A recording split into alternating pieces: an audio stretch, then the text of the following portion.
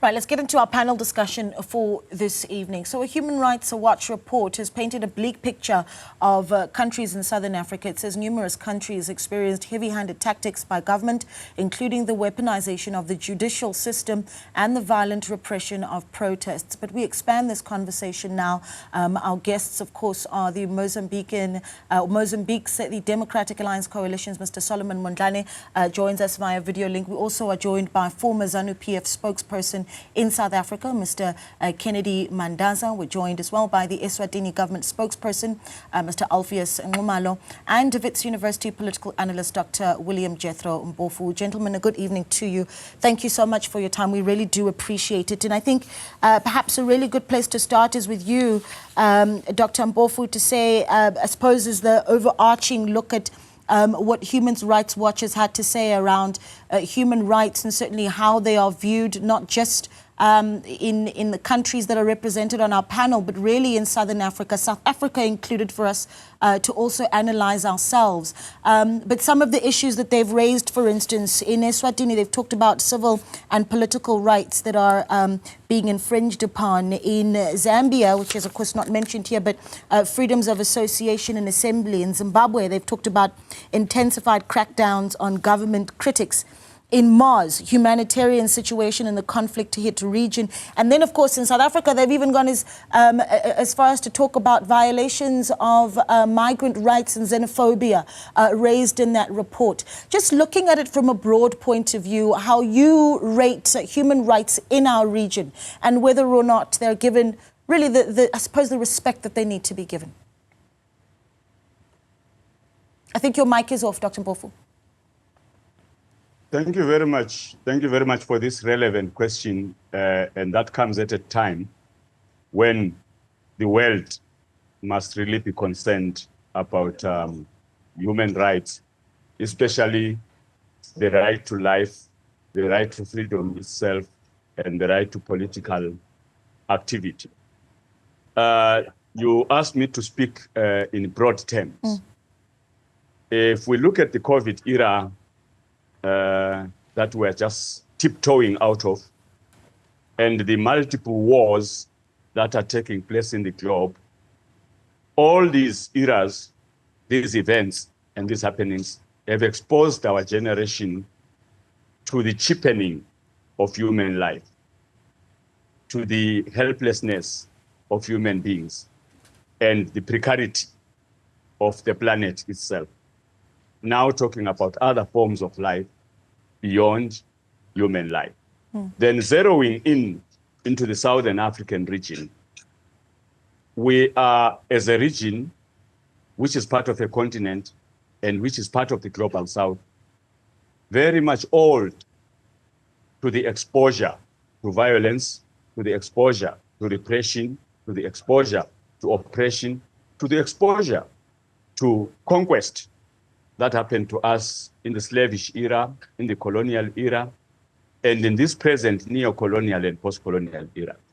So the tragedies of human rights abuses in Zimbabwe, in Mozambique, in Eswatini, and other parts of the Southern African region are even more spectacular in their tragedy, in that by now we should have learned enough lessons.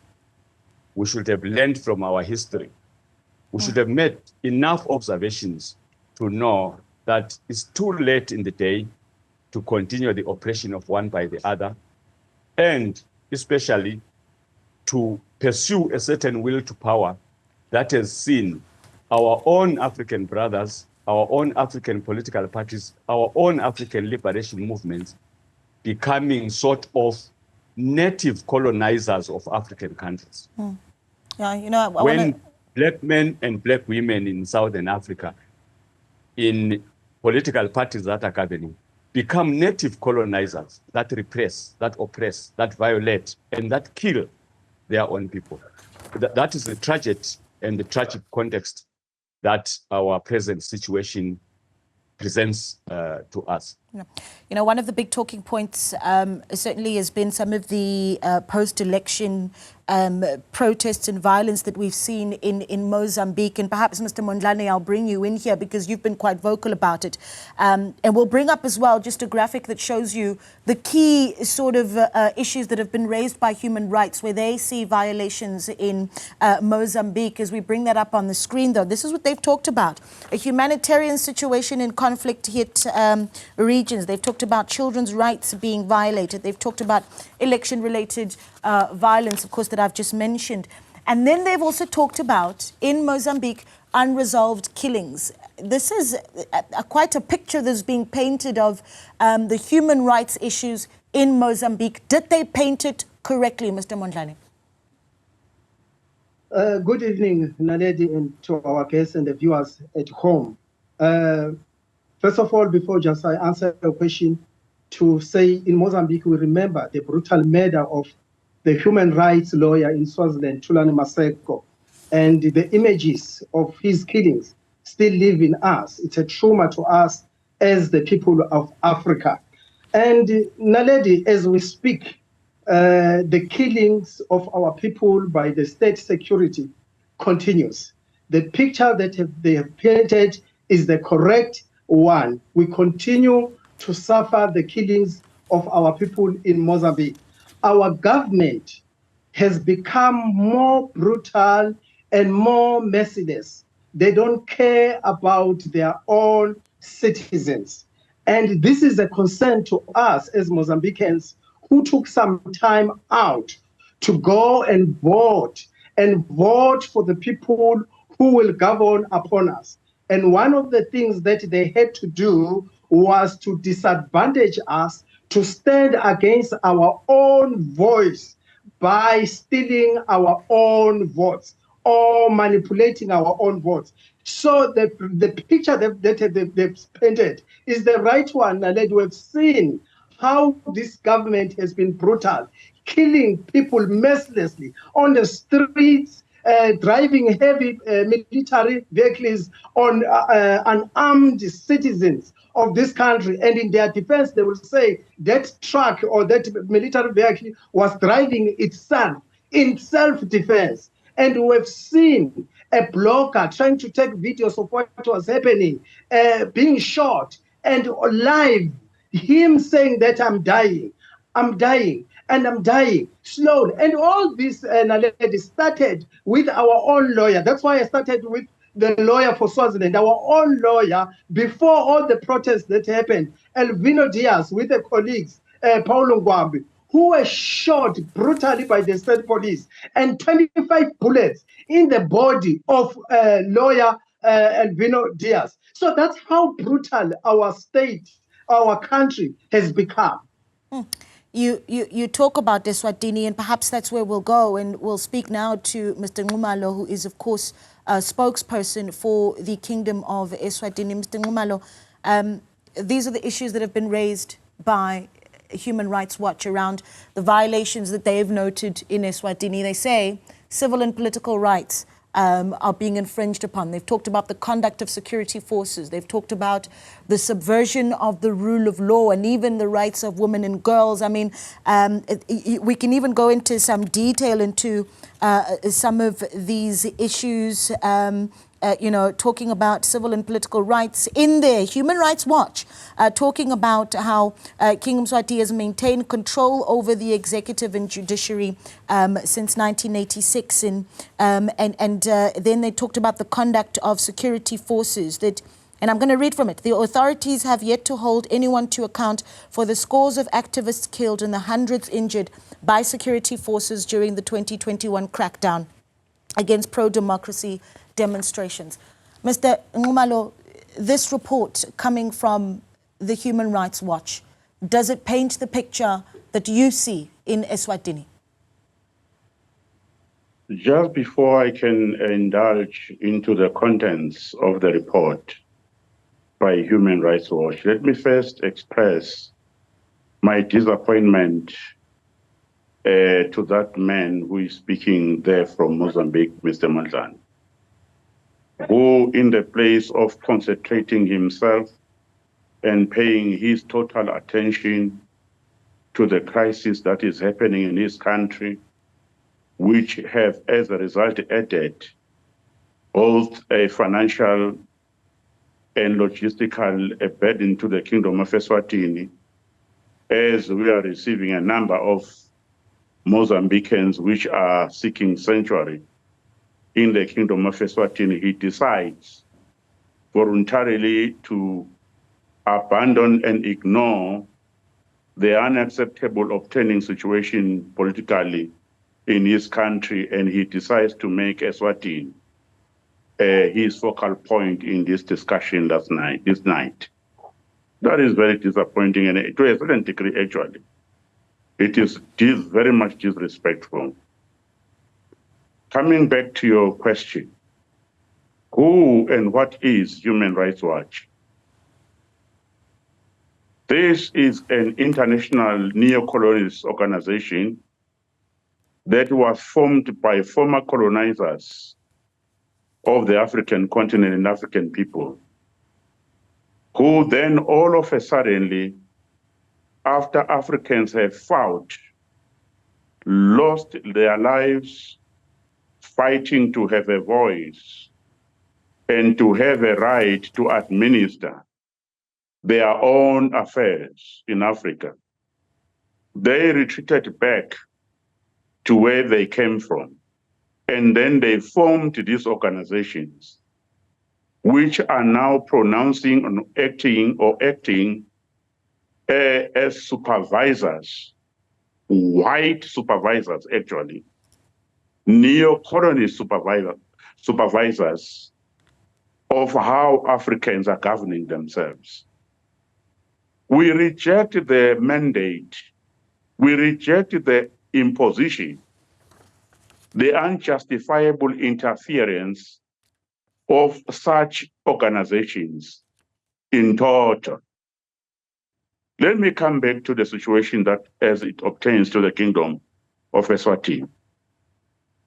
The Kingdom of Eswatini is a country that have chosen the path of local, home-brewed, democratic dispensation.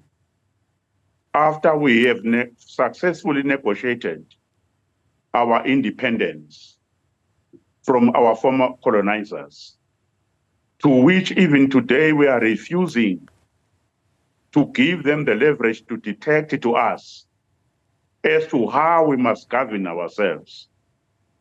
The human rights concept, which was of course developed from their own backyard, and which now is being forcefully imposed upon African countries, which very much fortunately was totally rejected by President Donald Trump yesterday, or on Monday rather, when he took the oath of office as the next president of the United States of America, who declared unequivocally that human rights cannot replace the rule of law, cannot replace the protection of order of our citizens in Africa. In Africa.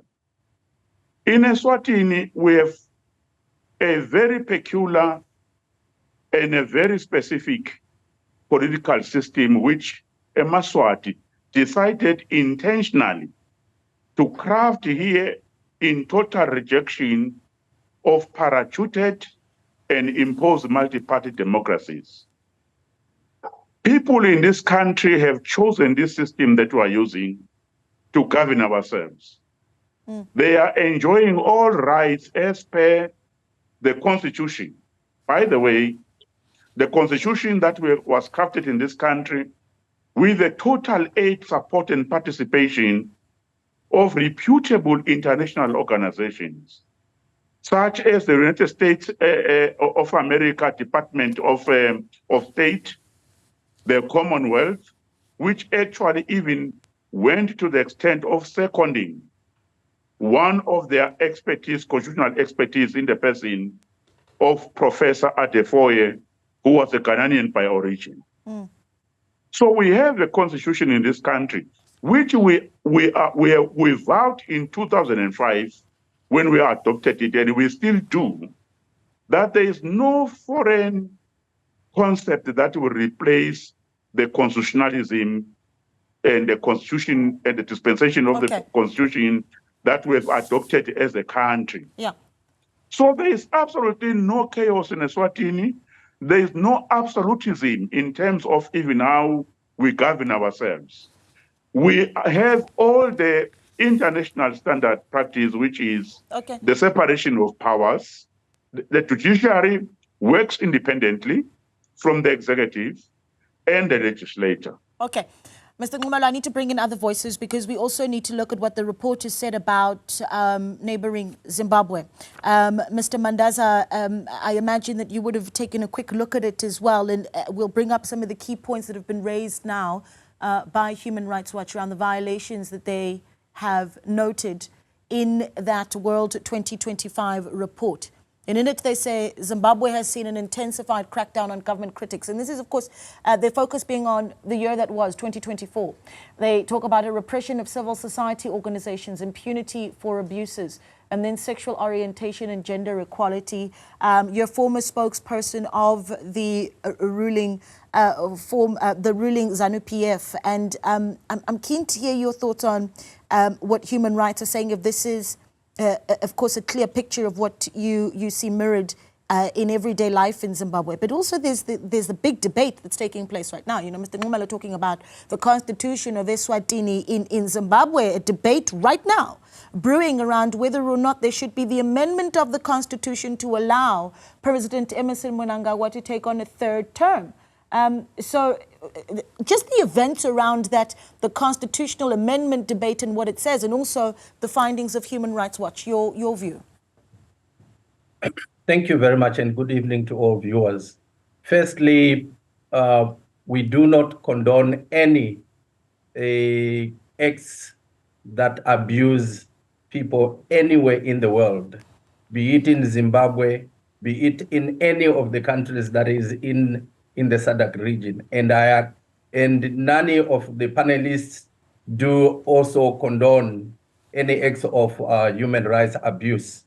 And furthermore, I want to say that with regards to the Human Rights Watch, what they have been using or what they are using is a one-size-fits-all methodology to measure the successes and failure of abuses in all the countries. However, this does not apply because countries have unique circumstances. We live in different geographical locations, and these locations and environments dictate what happens in our particular countries. Thirdly, democratic practices or processes are not linear. And because they are not linear, it means there are setbacks. There is stagnation. Even when we want to have progress with regards to our processes, there are some times when we fail. And when that happens, it does not mean that we do not aspire to do the best.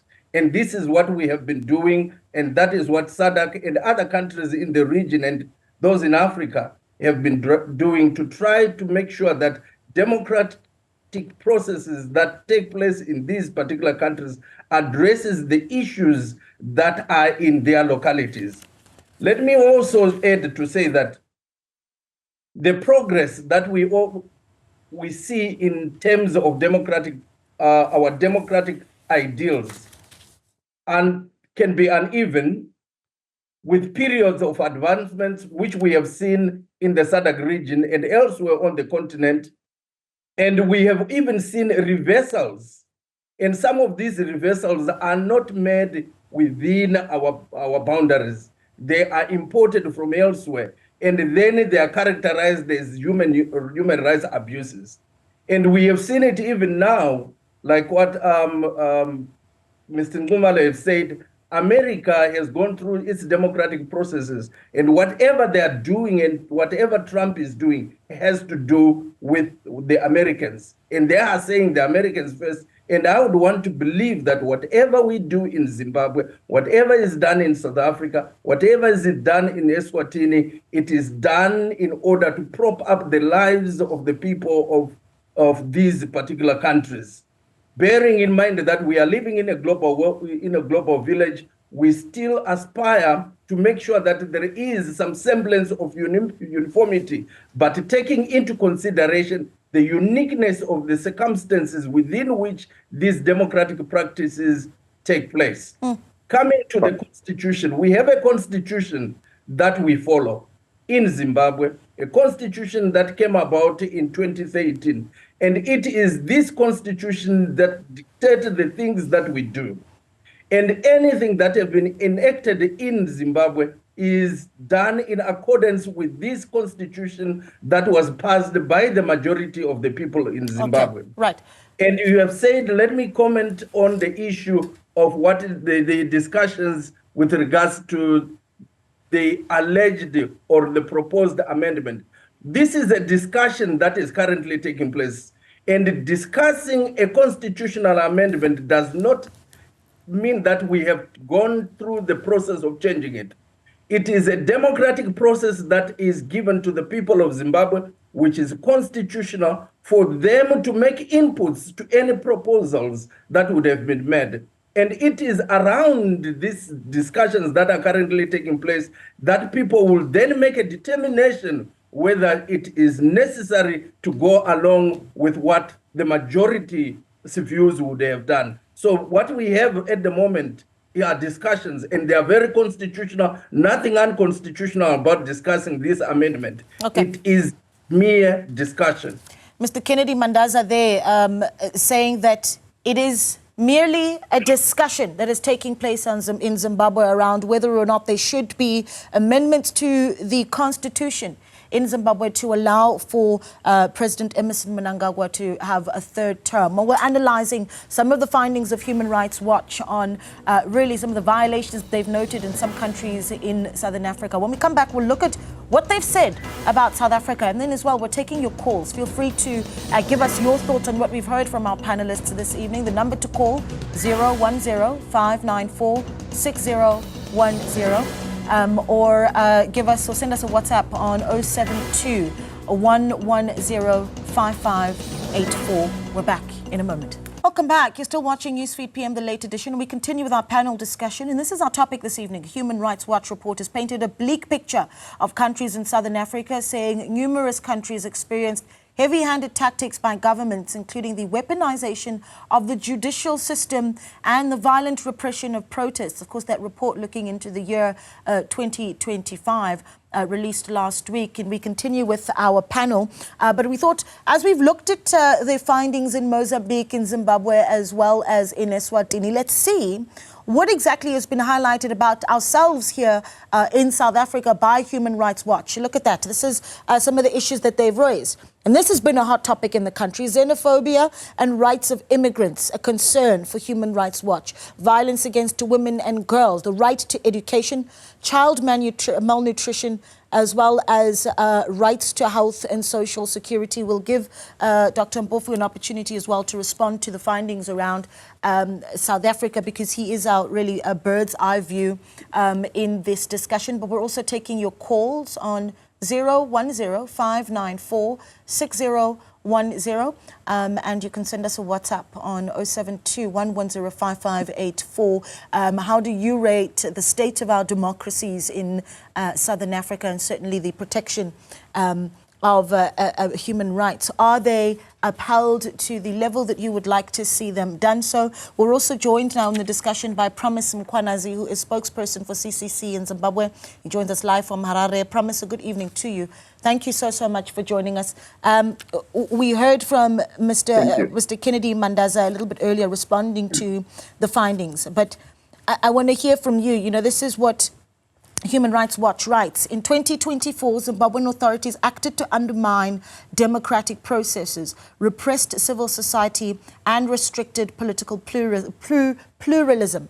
Before we went into that break there with Mr. Mandaza, we talked about the conversation, and he said that emphatically, the discussion around the amendment of the Constitution to allow for a third term for President Mnangagwa a big issue around how people tested democracy. What do you make of this debate and certainly the report by the Human Rights Watch? Is it a fair picture?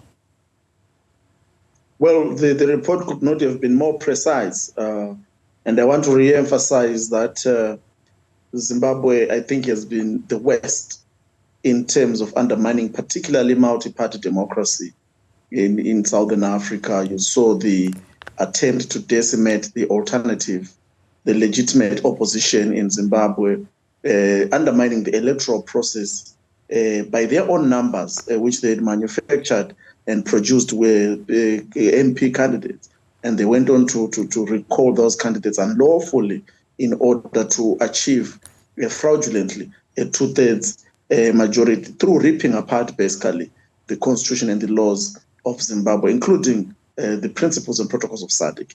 And as if that was not enough, we have seen now the most ridiculous proposal to amend the constitution to extend Mr. Mnangagwa's stay beyond his 2-year, 5-year limits.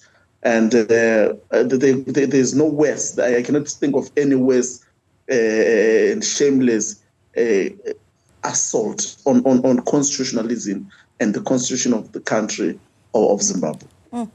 Dr. Mpofu, I want to bring you in here because as we assess our neighbors, we need to assess South Africa as well. And I'm keen to hear your thoughts. I mean, they've talked a lot about, they've talked a lot about in that report, the rights of immigrants and xenophobia in the country, among other issues, many of them being gender-based violence. We know that South Africa being touted for its high levels of gender-based violence.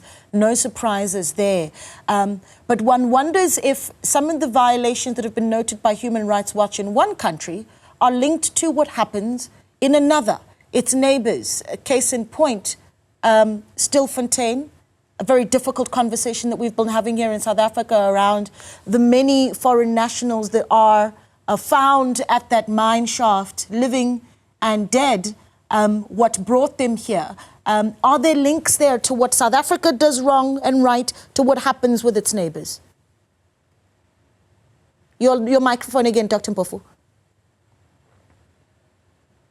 All right, thank you for this relevant and very important question. And I was really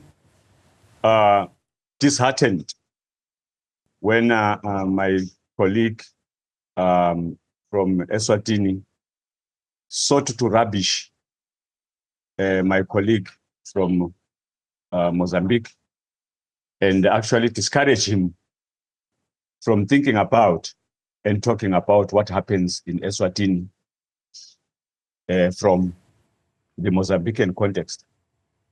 That problem of continuing to look at African countries in isolation and allowing African countries to exercise, especially the governments, to exercise impunity in their countries in the name of non-interference, in the name of the fact that neighbors will do nothing about it, is futile and disappointing because our lives in the African region and the global south at large are intertwined.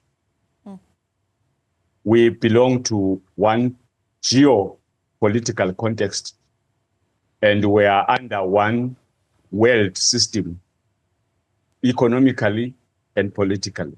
So we are in this together. And indeed, as you say, our lives are intertwined and we need to think about these political and economic challenges in a globalized, a wider and a deeper way. And the South African context specifically, because you ask, something important and something unique about South Africa is that it is a kind of geopolitical epicenter of the Southern African and also the African region. Every African and every European and every Asian and is found in one way or another in South Africa. And most of the problems that happen in Eswatini, that happen in Lesotho, that happen in Zimbabwe, that happen in other Southern African and African countries, end up being not just international affairs for South Africa, but become domestic affairs. So a stolen election in Zimbabwe, a violated constitution in Zimbabwe, corruption in Zimbabwe, offloads into the South African polity and the South African economy. And we really need then to observe these issues, analyze them in that wide context where what the South African government does and says must take into account that what is happening in the neighborhood will end up being a domestic problem in South Africa. Yeah. And you know, to cut yes, the go short, ahead, briefly, yes.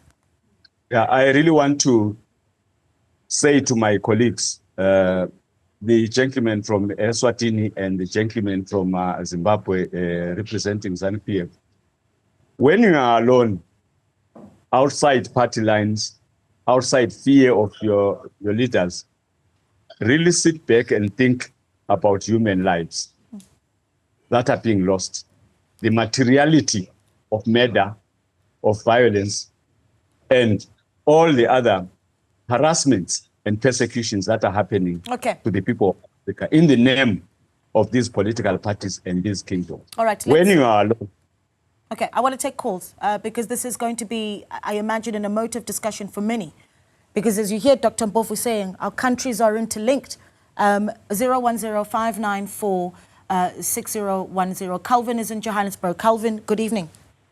Good evening, how are you? I'm well, sir. Thank you so much for calling. What are your thoughts? Yeah, you know, I just like maybe to point out to the two colleagues there, the Eswatini and Zimbabwe. What this gentleman from Eswatini is saying, he's running away from the fact that humanity and human rights are United Nations constitution, that everyone must be on the right basis, on the right of everything. But if you look at Zimbabwe and Eswatini, it's what my friend, just the foreign speaker has just said. They don't care about the policy or the constitution. They create constitution that will only enrich themselves and oppress their opponents. South Africa is better than any country. South Africa is clear and South Africa is fair. The only thing that is happening is that these people are flooding in because of the country, their law practice in their own country. There's no more human rights. It's about individual in the position. So I don't think maybe they are saying this based on the humanity or in human rights. They are only saying this on their own benefits. Thank you. Okay. Calvin, thank you so much for calling. Mike is in Delmas. Mike, good evening. Thanks for calling. Evening, and how are you? I'm well, sir. Talk to us about your thoughts. Yeah, I won't be much because the two previous speakers has covered, particularly your guest there, he has covered most of what I wanted to say, and also the previous speaker. And then in relation to what your guest has said, I would say to the guy from Swaziland, they should be honest with themselves. Their personal and political consciousness should guide, because honestly, obviously, they seem not to care about human life and the spillage of blood that we have seen in the recent past, and also in Mozambique. And another thing that the other concern that I have is that everyone is just folding its arms. The adjacent countries, they are not saying anything about what, particularly, especially what happened in the recent past in Mozambique. I don't know what interest are we really, or should we also, if we are to include ourselves in South Africa, what interest are we saving if some neighboring countries find themselves in a situation of that nature? Because we have seen people crossing illegally coming to South Africa, which also becomes a burden to us. So I think the SADC countries should intervene when things like this happen.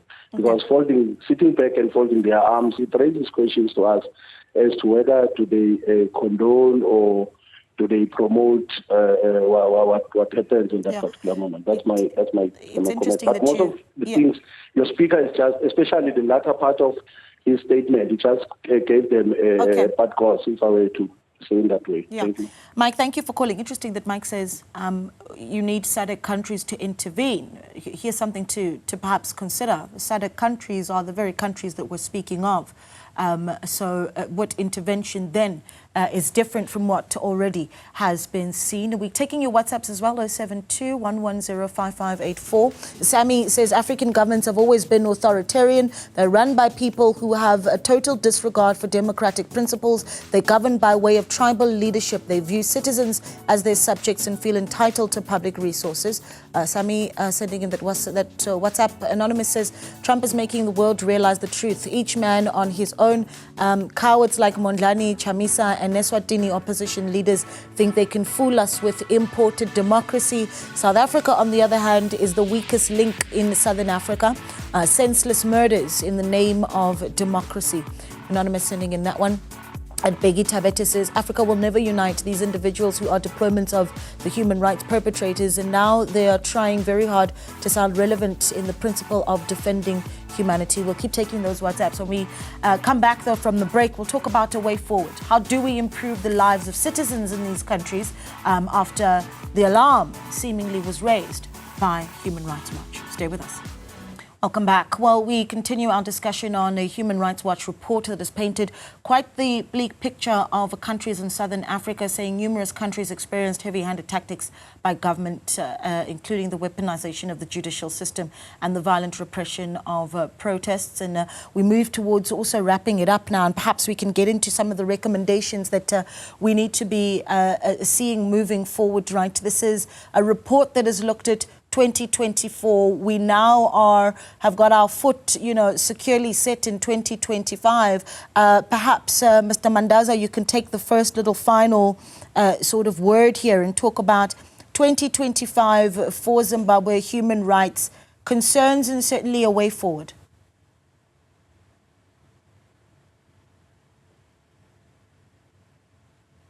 The solution to issues that have to do with Africa starts with us as Africans behaving in a manner that is commensurate with the environment in which we find ourselves. We can't continue to have somebody else dictating to us using a generic template to monitor what we do and where we do it. However, that does not mean that we do not want to improve in terms of what we are supposed to do in terms of human rights. We ushered in human rights in the country, like what many other liberation movements have done and other governments are doing. And we are the ones who will continue to improve. It is work in progress. We continue to do that. There are challenges here and there. And as we speak, no one talks about the human violations that were caused by the sanctions. Sanctions on their own were a human right violation, and it caused untold suffering to many people. And some of the challenges that are now reported by the Human Rights Watch are as a result of human rights, of the abuses emanating from what happened during the time when the sanctions have been imposed in Zimbabwe. And finally, I must reiterate what I have said. There is nothing unconstitutional with regards to Zimbabwe to discuss a matter that is arisen in order to find convergence in terms of what the aspirations and the wishes of Zimbabwe are concerned. So the debate that is currently going on is a debate to seek a lasting solution which will come from what the people, the majority of the people of Zimbabwe will say at the end of the day. So no one should therefore say it is unconstitutional at the moment. Yeah. Mr. Nxumalo, your final thoughts? I don't know how doctors think and act. But I have thought that we are interrogating this Human Rights Watch report, and we have invited us from our 3 different countries, which is 4 different countries, by the way, Mozambique, South Africa, Kingdom of Eswatini, and Zimbabwe. And each one of us projects the position of his country. So I don't know, according to Dr. Mpofu, why it is wrong for me to remind my colleague in Mozambique that he must concentrate on his situation in Mozambique, a situation which, by the way, the Kingdom of Eswatini is demonstrating how to protect human rights.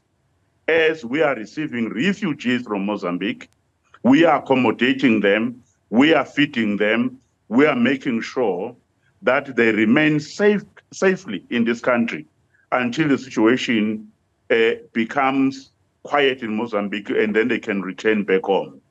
It's not the first time the Kingdom of Eswatini have gone beyond boundaries, protecting human rights. We did that for almost all the leadership of the liberation movements in South Africa. President Thabo Mbeki has been in this country. President Jacob Zuma has been in this country. All the other leaders of the liberation movement from PAC and the rest have been into this country. We protected the human rights by giving them sanctuary until they attain liberation in South Africa. Come on, Dr. Mbov. Let me conclude this in this note. President Nelson Mandela take a state visit to Washington, and he is told in Washington that you should not continue to maintain cordial and diplomatic relations with Libya, especially President Muammar Gaddafi or Fidel Castro because these countries are not in good relations of Cuba. These countries are not good in relations with America.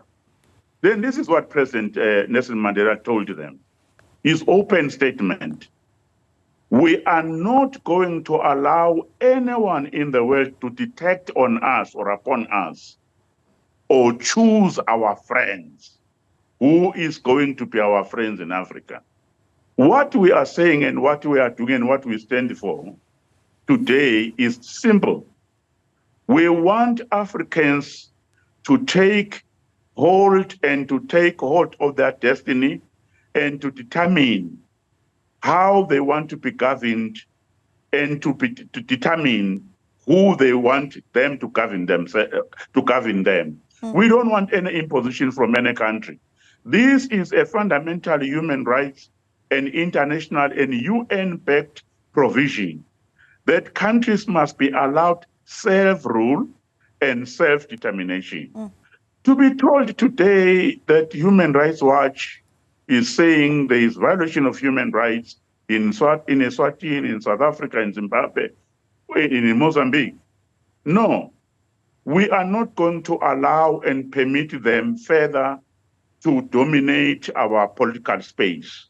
We are on our own, and they've demonstrated that loud and clear. Okay. This is not an, and we understand how the diplomatic and international system functions, but it never seeks to promote one country and allow one country to exercise domination over the other. Okay. We are equal partners.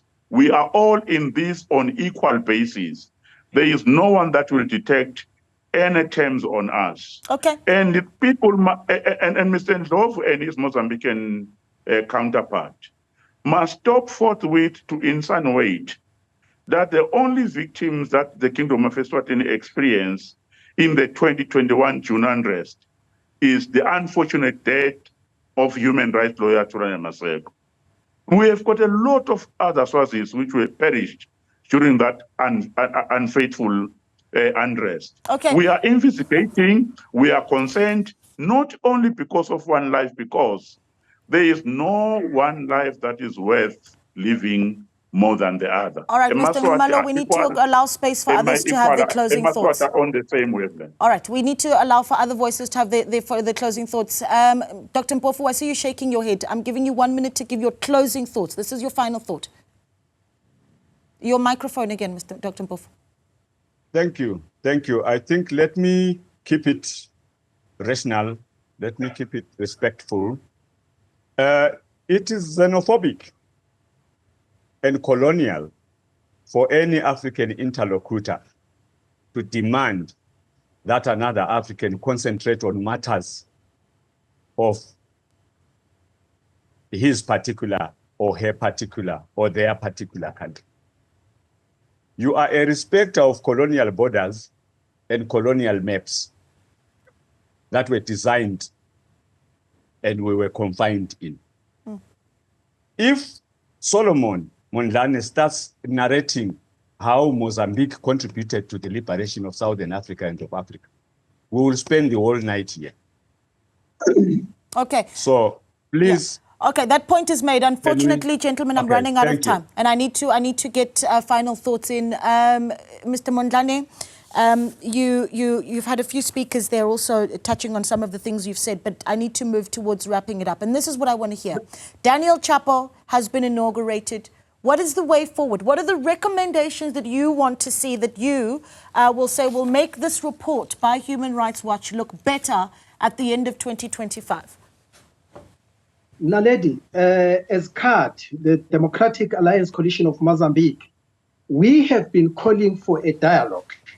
This was our first move before the protest started, when lawyer Elvino Diaz, who was killed like Thulani Maseko of Swaziland, was killed. We called for dialogue, and we're still calling for dialogue. We're still calling for Frelimo to put down the guns at this particular moment, so that the political parties can sit down and start talking and discussing the future of our country. I want to say to Mr. Alpheus Ngumalo, I was still young when I met him. He was a very strong critic of King Mswati. Now he's a mouthpiece for a dictator in Swaziland who's brutally killing the people of Swaziland. And it's shocking for a man like him, who's a pastor, who now has no conscience to speak on behalf of the people, enjoying the monies that come through the blood of his own people, can silence a neighbor. Okay, gentlemen, I need you, Mr. Mondlane. We're going to go back and forth if we continue like this. And I'm going to request... Are they not your people? I want to say we are receiving them in number. I need to step in. Gentlemen, we cannot have a screaming match, and this is not going to be a constructive discussion if we have panelists that are screaming. Mr. Mondlane, the question I asked you, Mr. Mondlane, as we wrap up, is the recommendations for Daniel Chapo's government going into 2025 to improve the human rights outlook. Let's please stick to the question because we're out of time. Please, go ahead. Please, can we give him an opportunity to speak? We have a problem of people who are coming to your show to practice dictatorship tendencies. That's how it demonstrates the abuses. I said to you, Naled, when I started, the dictators are now merciless, are now brutal. For example, during the protests, state security offices here in Mozambique opened a wholesale and sent people to start taking the food inside the wholesale. While they were in the wholesale, they started shooting tear gas. And they killed hundreds and hundreds of people. Okay. And they opened the prison cells. And they went to recapture the prisons and put them in one room. And they started killing all of them. And we're expecting voices from South Africa, from Swaziland, if these are democratic countries, to say, Mozambique, stop killing our own people. All like right. we're saying to Swaziland, we're not going to stop Alpheus from calling your government to stop killing the people of Swaziland and to release Batete and Mtandeni from those jails because they've done nothing. Okay, Mr. Mondlane, you are impassioned, but I'm running out of time. Promise your final thoughts here. Recommendations to the Zimbabwean government on how to improve the human rights outlook in 2025. Well, the first and foremost recommendation is that Mr. Mnangagwa must comply with the Constitution. It's as simple as that. The Constitution has a ceiling of 2-year, five-year terms, and he has reached the ceiling. There is no way that he can continue or exceed the 2028 cut-off time. His time is up. There will have to be elections, and a new leader is chosen. What he's doing is unconstitutional, as opposed to what Mr. Mandaza is saying. It is actually unconstitutional. It is an assault to our constitution to try and make that kind of an amendment. And it is a lie that it is coming from the people of Zimbabwe. It is not. It is coming from Mr. Mnangagwa and his cabal. And the second thing I want to say in respect of the report is that let us not forget that Human Rights Watch and other institutions are the very same institutions that were exposing human rights abuses under colonialism. They have not started today. And it is now only wrong because the criticism is now coming. It's not even criticism. These are facts.